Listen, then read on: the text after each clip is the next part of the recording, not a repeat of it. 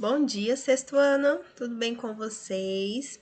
Vamos começar o nosso bimestre, mas antes de irmos para o quinto capítulo, nós temos que terminar algumas atividades do capítulo 4 do livro de língua portuguesa.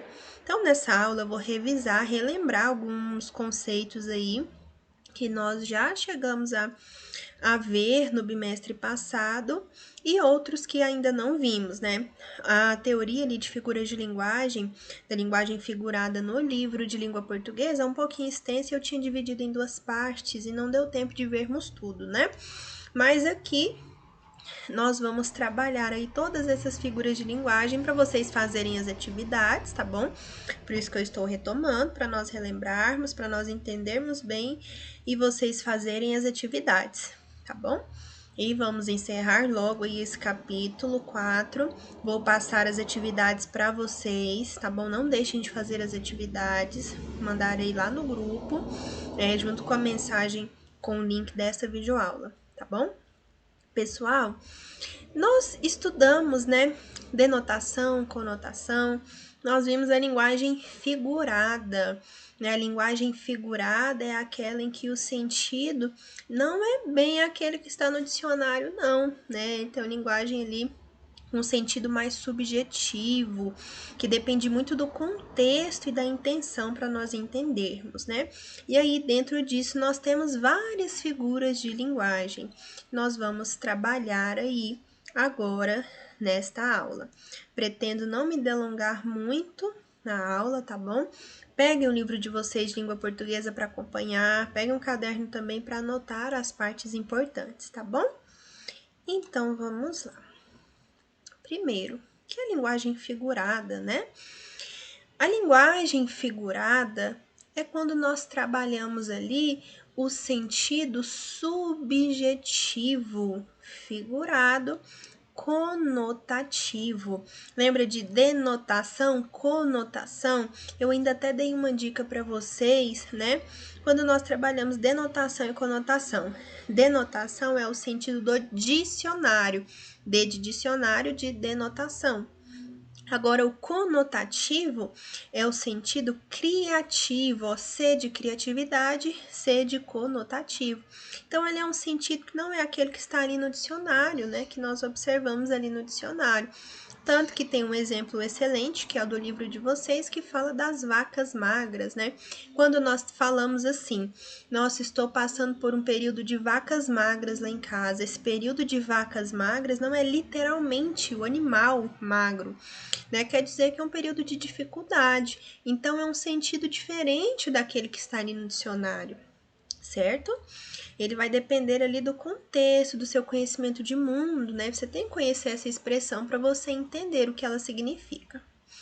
Então, tá, linguagem figurada é o sentido subjetivo, conotativo, figurado. Utilizamos a linguagem figurada quando temos a intenção de ser entendido de maneira não literal, não literalmente, né? Não convencional. As figuras de linguagem são, portanto, recursos por meio dos quais damos ao texto maior expressividade, emoção ou ênfase. E aí, dentro dessa linguagem figurada, nós temos as figuras de linguagem. E aí, nós temos diversas, né? Nós vamos trabalhar algumas aqui, bastante figuras de linguagem. Aí, eu tenho um exemplo aqui, ó. Fofoqueira não, querida. Eu sou produtora de biografias orais não autorizadas. Veja só, nós temos uma charge, né? Olha o quanto ela quer atenuar o sentido da palavra fofoqueira, né? Nós subentendemos ali, né, que alguém, uma das senhoras ali, chamou esta outra de fofoqueira e ela fofoqueira não, porque fofoqueira é uma palavra terrível, né? Feio ser chamada de fofoqueira. Aí ela vai atenuar. Eu sou produtora de biografias orais não autorizadas. Então veja só, aí nós temos o eufemismo, né? Está atenuando aí o sentido pesado da palavra. Aí nós vamos ver aí mais à frente o conceito e mais exemplos de eufemismo e diversas outras figuras de linguagem. Figura de linguagem, chamamos de figura de linguagem os recursos expressivos empregados para gerar efeitos nos discursos, ampliando a ideia que se pretende passar e que não seria possível com o uso restrito e literal das palavras. Veja só, se estamos ali em sala de aula e aí um aluno chega atrasado. E aí eu viro para este aluno e falo: "O bonito chegou em cima da hora de novo, hein? O bonito chegou na hora mais uma vez, né?" Quer dizer realmente que ele chegou na hora? Se você observar o meu tom de voz, a intencionalidade, veja só, ele chegou atrasado. Nós podemos perceber que a ironia, que é uma figura de linguagem, né? O sentido vai ampliar, não é o sentido literal do que eu disse, né? Eu utilizei uma figura de linguagem para me expressar de uma outra maneira, né? Ou se não, vejo um aluno colando. Não é do sexto ano, porque ninguém do sexto ano cola, né? Mas eu estou vendo ali um aluno colando e eu digo: "Que bonito, hein?" Quer dizer que é bonito mesmo? Claro que não. O sentido da palavra vai ser ampliado. Aí nós vamos entender isso a partir do contexto, né, da situação e da intenção do que foi dito, certo? Então vamos lá. Esses recursos podem dar o efeito de exagero, ausência, similaridade, lirismo ou estranheza, priorizando a alteração da construção das sentenças ou a semântica ou significado, ou a sonoridade, a forma. E nós temos figuras sonoras, figuras de pensamento, né? Mas isso não vai caber no nosso entendimento agora. Agora nós vamos só ver aí algumas figuras de linguagem, os exemplos, vamos identificar aí, vocês vão perceber, vocês vão notar isso. Fiquem atentos a isso, que na prática, na comunicação, utilizamos muito figuras de linguagem, né? Principalmente quando tratamos de literatura, de poesia, né? Há muita presença de figuras de linguagem. Nós temos aí já duas das figuras de linguagem, comparação ou símile e a metáfora. Primeiro, a comparação e a metáfora, elas são muito parecidas, mas nós temos que nos atentar à diferença entre elas, tá bom? A comparação é bem simples, a metáfora é um pouco mais complexa. Vamos lá. Comparação ou símile, pode ser chamada dessa forma, é uma comparação explícita, né? Nós podemos identificar ali de forma explícita que foi feita uma comparação. Como que nós percebemos? Por que é explícito?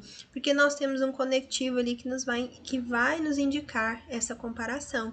Né? Compara dois ou mais seres usando conectivos. Veja só, minha mãe é perfumada como uma flor.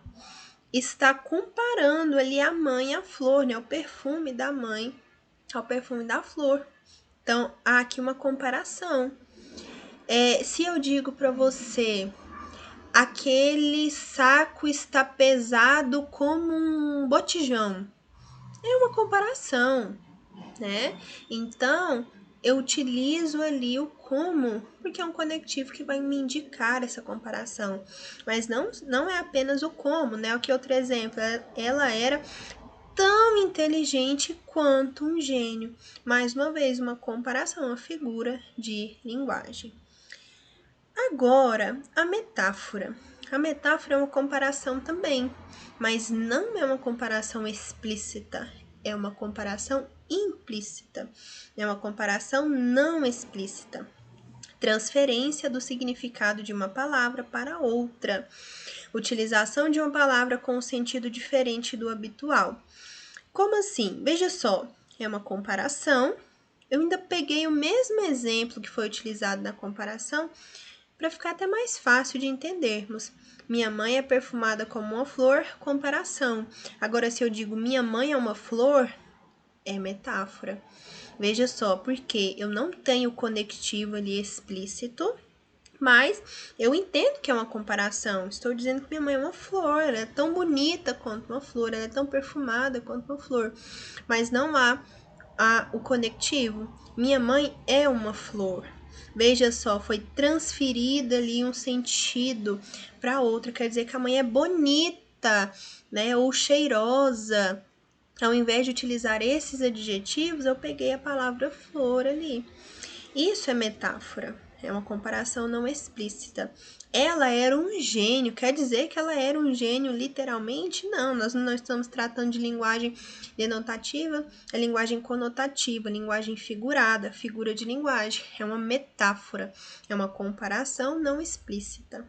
E aqui o livro traz também uma informação muito legal e importante, né, que a metáfora ela não acontece somente aí na linguagem oral, né, na linguagem verbal, né, escrita ou oral.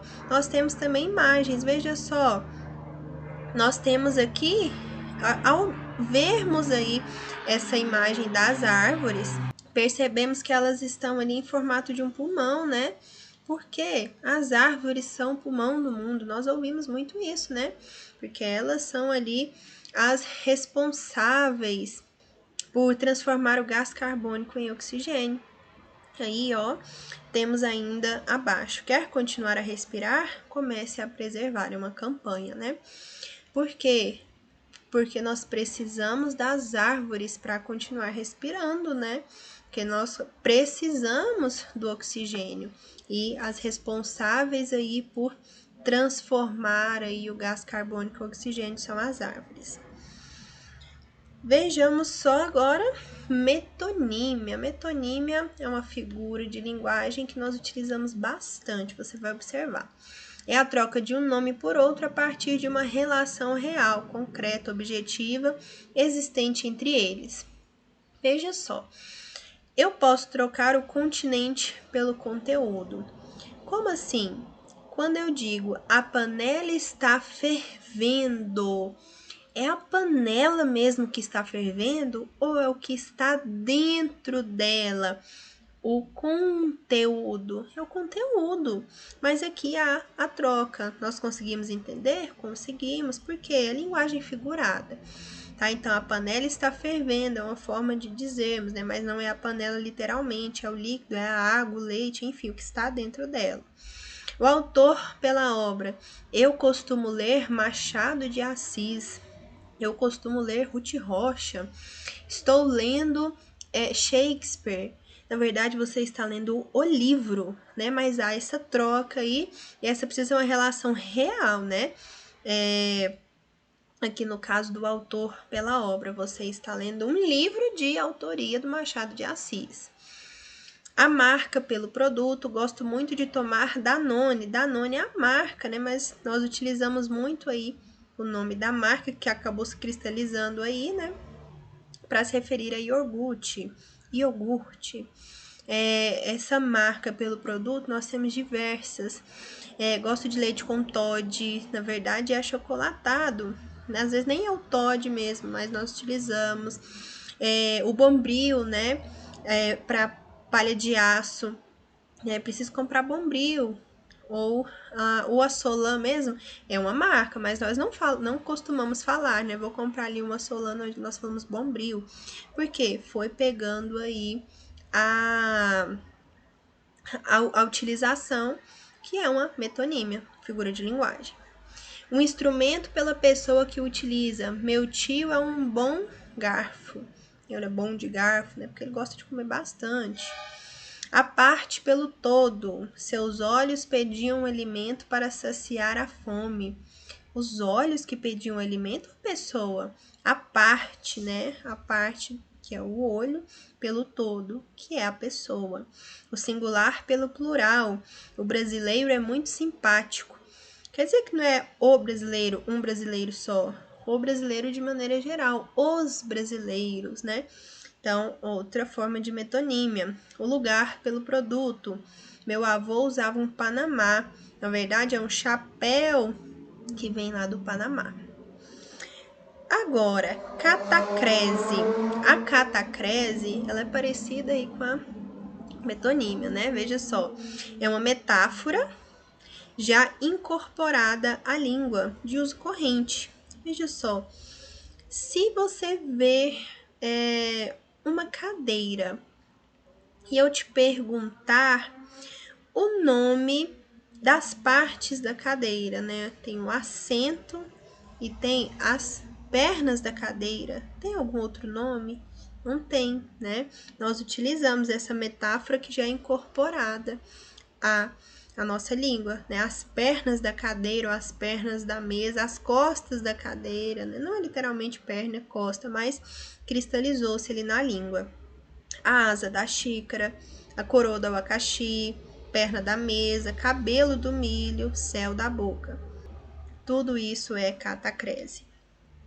Elipse. A elipse ela é uma figura de linguagem em que há omissão de um termo da frase que é facilmente identificado, né, subentendido. Quando nós temos a elipse, nós fazemos a leitura, muitas vezes nem observamos ali que não há o termo que está sendo omitido, porque é de fácil entendimento. Veja só, normalmente saíamos muito. O que foi omitido aí? O nós, né? O pronome pessoal nós. Normalmente saíamos muito. Mas por que ele foi omitido? Porque aqui no próprio verbo eu já tenho a desinência que vai indicar, né, a primeira pessoa do plural, o nós. Então não há necessidade. A elipse ali. Eu leio o jornal todos os dias. Minha irmã, no caso, né, tá minha irmã, vou consertar. Pronto. Minha irmã aos finais de semana. Veja só, eu tenho a presença ali de uma vírgula que vai me indicar justamente elipse. Por quê? Vamos ler novamente. Eu leio o jornal todos os dias. Minha irmã lê os jornais aos finais de semana. Lê o jornal aos finais de semana. O termo, ele foi omitido, porque não há necessidade de repetir, eu compreendo. E aí, no lugar desse termo, há vírgula, tá bom? Então, é uma utilização aí da vírgula. O pleonasmo é a repetição desnecessária de um termo, de uma informação. É o famoso subir para cima, descer para baixo, entrar para dentro, sair para fora. Isso é pleonasmo, né? Hemorragia de sangue. Se é hemorragia, obviamente é de sangue. Subir para cima. Elo de ligação. O elo já é ligação, né? Elo de ligação é pleonasmo. Anacoluto. O anacoluto, ele é o rompimento do esquema sintático da frase. Mais à frente, no sexto, sétimo, oitavo, nono ano, primeiro, segundo, terceiro, vocês vão trabalhar bastante aí a sintaxe, né? Agora nós estamos trabalhando de forma com maior prioridade aí a morfologia, que é o estudo das classes de palavras, substantivo, adjetivo, verbo, preposição, enfim. Depois nós passamos a trabalhar a sintaxe. O que é isso? A sintaxe é a função que os termos possuem dentro da oração. E que oração? É o Pai Nosso? Não. Oração é uma frase que possui verbo. Nós até já vimos isso. E aí, dentro dessa oração tem alguns termos e esses termos têm funções. Quando eu tenho anacoluto, quer dizer que que o termo ali não possui função sintática. Ele não possui nenhuma função. Então, ele é o anacoluto, tá bom? Se você for analisar a oração, ele não tem função sintática. Bom, então veja só, ele é o rompimento do esquema sintático da frase, resultando num termo sem função sintática no período, tá? Aquelas roupas velhas, joguei fora todas elas. Não tem nenhuma função sintática, né? Se você for analisar, aqui nós estamos ainda no sexto ano, não cabe aqui eu fazer a análise sintática, né? De sujeito, verbo, complemento, adjunto, vocês não irão entender. Mas aquele termo ali que está em vermelho, ele não possui nenhuma função sintática no período, na oração, tá bom? Então, é uma figura de linguagem. Antítese e paradoxo. A antítese, ela é uma oposição entre palavras que já possuem essa oposição aí, né, de natureza. Agora, o paradoxo é a oposição de ideias. Então, ambas expressam essa ideia aí de oposição, mas a antítese entre palavras e paradoxo entre ideias. Como assim? A antítese quando nós observamos a presença dela, as palavras ali que indicam aquela oposição, elas já por natureza já são opostas. É bem explícito. Agora, o paradoxo é quando eu pego palavras que nem sempre são opostas, mas que naquele sentido, naquela utilização ali, elas serão opostas. Vamos ver aqui os exemplos para ver se fica mais claro. Exemplo: chegou a tinta de alta qualidade e preço baixo. Alto e baixo já são palavras que são opostas. Alto, baixo, verdade, mentira. São palavras que já são opostas por natureza, né? Então é antítese. Agora, muitas mulheres conservam a aparência de menina. Aqui eu tenho um paradoxo porque é uma oposição de ideias. Mulheres e meninas ali são opostas, estão com sentidos opostos, mas não é sempre que menino e mulheres são opostos. Inclusive, normalmente nós utilizamos na intenção, no sentido de que são a mesma coisa, né? Mulher e menina, mas aqui é oposto, certo? Então, muitas mulheres, que dão ideia de mais velhas, conservam a aparência de meninas mais novas, e aí tem essa oposição, certo? Da juventude ou da, não velhice, né?